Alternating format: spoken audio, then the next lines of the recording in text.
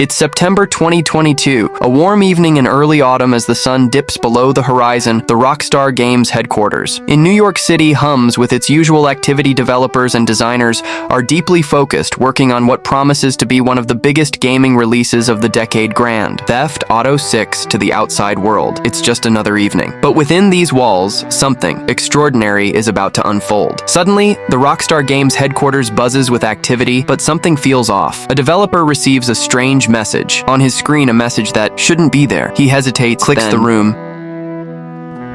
falls silent. The headquarters erupts in panic as the gravity of the situation becomes clear. This is more than just a routine breach. It's an attack on one of the most closely guarded secrets in gaming history. The gaming world is about to be shaken.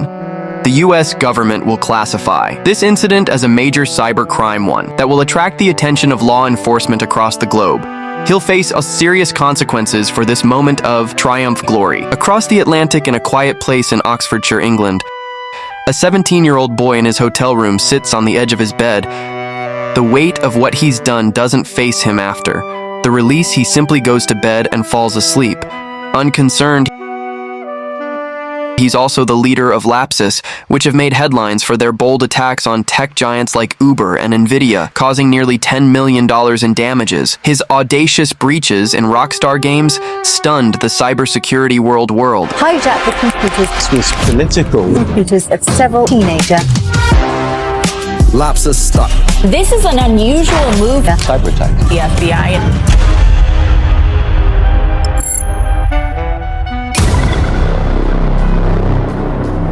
2017, Oxfordshire, England. Arian Kurtaj, a 13-year-old, sits at his PC. He isn't your typical English teenager. He suffers from autism, ADHD, and many other complex health diagnoses. He loves his PC, video games, and his bike. At some point, Arian starts cheating in his video games. This gave him his first taste of using a computer to do things you're not supposed to, things that felt powerful and exciting. He is slowly becoming interested in it all. After some time, he shifts his focus to more complex forms of Minecraft hacking. He begins learning everything he could about how computers work, and more importantly, how to manipulate them. By 2019, now almost 15 years old, Arian had moves on from Minecraft to experimenting with something more exciting, hacking random websites, just to see if he could. It was an exciting time to get into hacking. Many decentralized hacker groups were thriving, and getting into their secret chats gave you a front row seat to their actions. Arian is fascinated. After hanging around secret chats for a while, he starts finding some groups. At that time, some of the big names were showing how to make global headlines, all from the comfort of your bedroom. On top of that, some of the members were linked to several high-profile data breaches, a questionable group to say the least, and seemingly more advanced than Arian at that time. He is clearly making new friends, something he likely struggled with in real life. In 2021, Arian, along with another hacker named Everlyn, forms a new group called Infinity Recursion.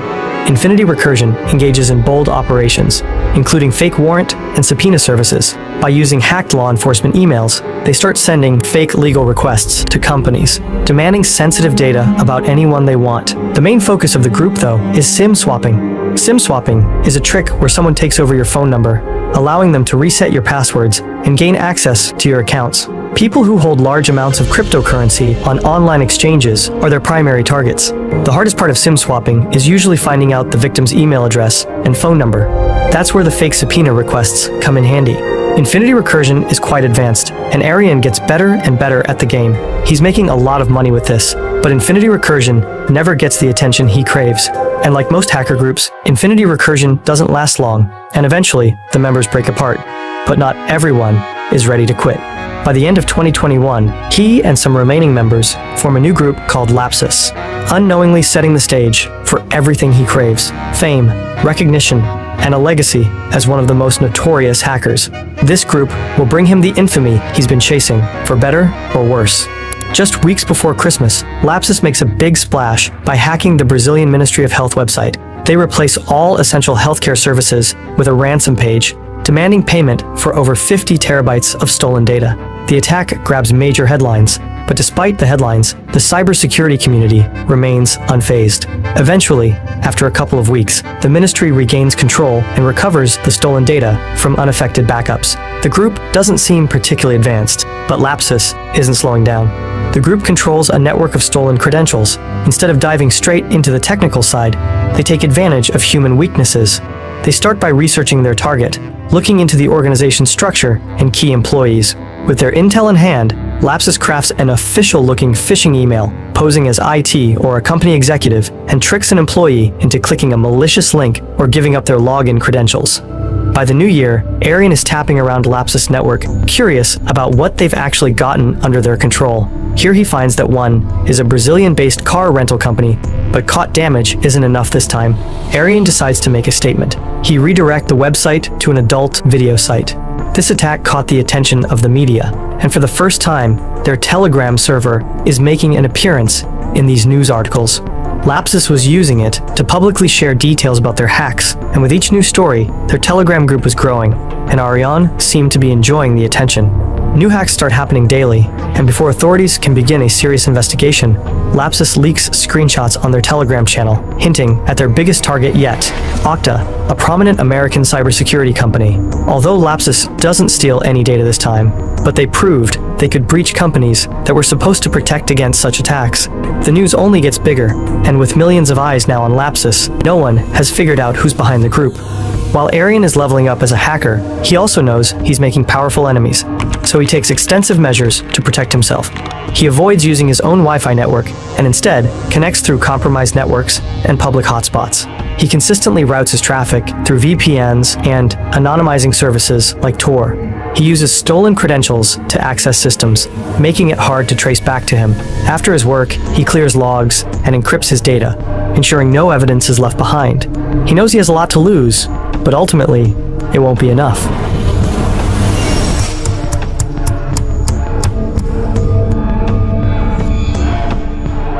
(2022) In London, a different kid who goes by the name KT is obsessed with hacking.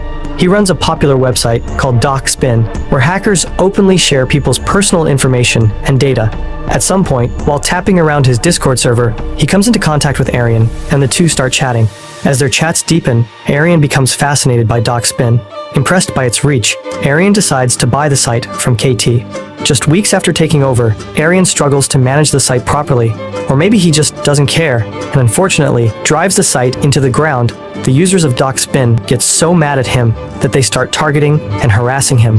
By January, the harassment gets so intense that Arian is forced to sell the site back to KT for only 20% of what he originally paid, losing $75,000. Frustrated and angry, he tries to regain control by locking the domain and stealing the Discord server name, but KT quickly manages to regain access. Still furious, Arian hacks into DocSpin's Twitter account and offers $100,000 to anyone who can provide information on KT. But KT outsmarts him again, regaining control of the Twitter account and mocking Arian's failed attempts. In retaliation, Arian leaks the entire DocSpin database online, exposing everyone's personal information. This enrages the DocSpin community, and they quickly plan their revenge. The next day, possibly the most thorough document ever posted on the site goes live, revealing Arian's identity and, worse, his involvement with Lapsus. There's now a name connected to the group, along with damning accusations that Arian had stolen over 300 bitcoins, worth $14 million, through his various cybercriminal operations.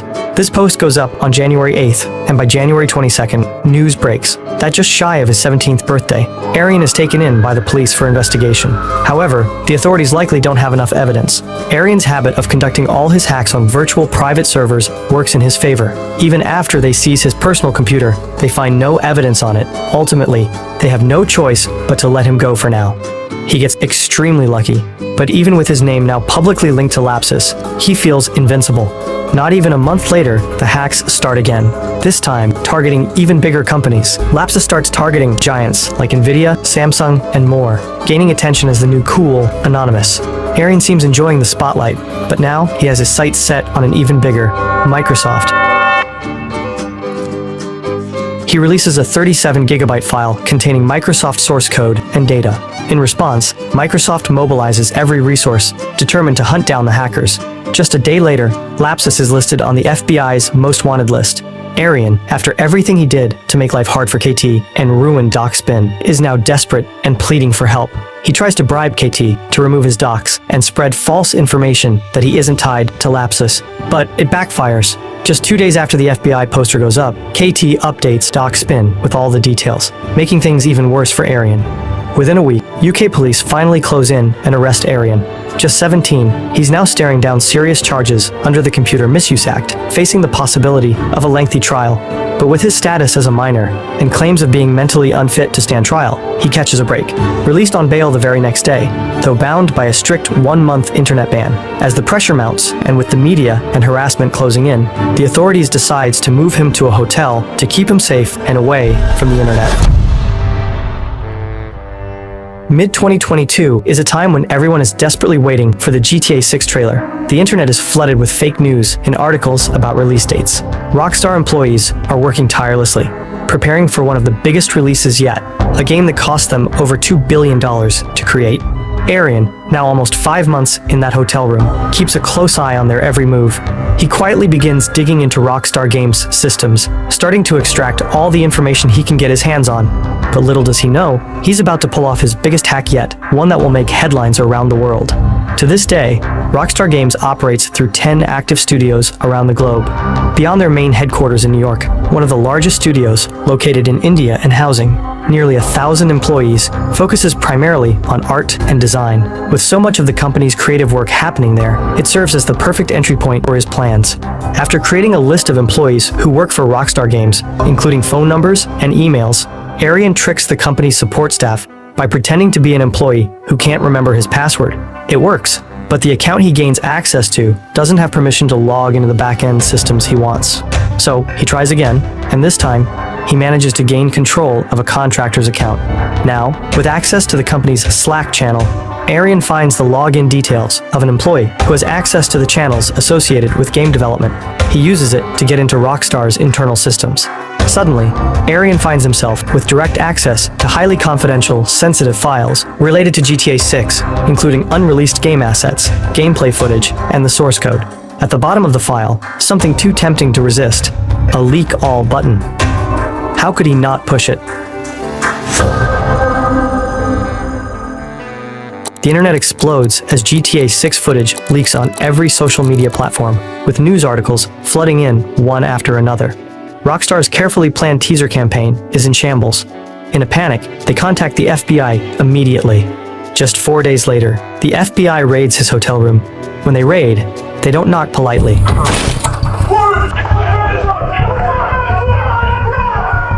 Agents burst into Arian's room, assault rifles aimed directly at him, dragging him out and seizing all of his equipment. Under his bed, they find an iPhone 13 Max linked to the hacked Rockstar accounts. For violating bail, he's sent straight to the Feltham Young Offenders Institute. Reports describe him as distressed, lashing out at guards and wrecking prison property. Arian openly admits his plans to return to cybercrime once released, making rehabilitation unlikely, and psychiatric care seems more probable than prison. His sentencing remains undecided, with ongoing delays and no clear date for a final decision. In August 2023, 11 months after the raid, he finally faces trial, but his autism spectrum disorder leads to a ruling of unfitness for trial. While guilty, he can't be convicted of criminal intent, leaving only community service or psychiatric care as possible sentences. Lapsus caused millions in damages, with Rockstar alone spending over $3.5 million. Arian is later hospitalized due to his mental illness, and his future remains uncertain with ongoing delays in his sentencing. Lapsus has been inactive since, but many likely continue their hacks under new identities, more cautious than before.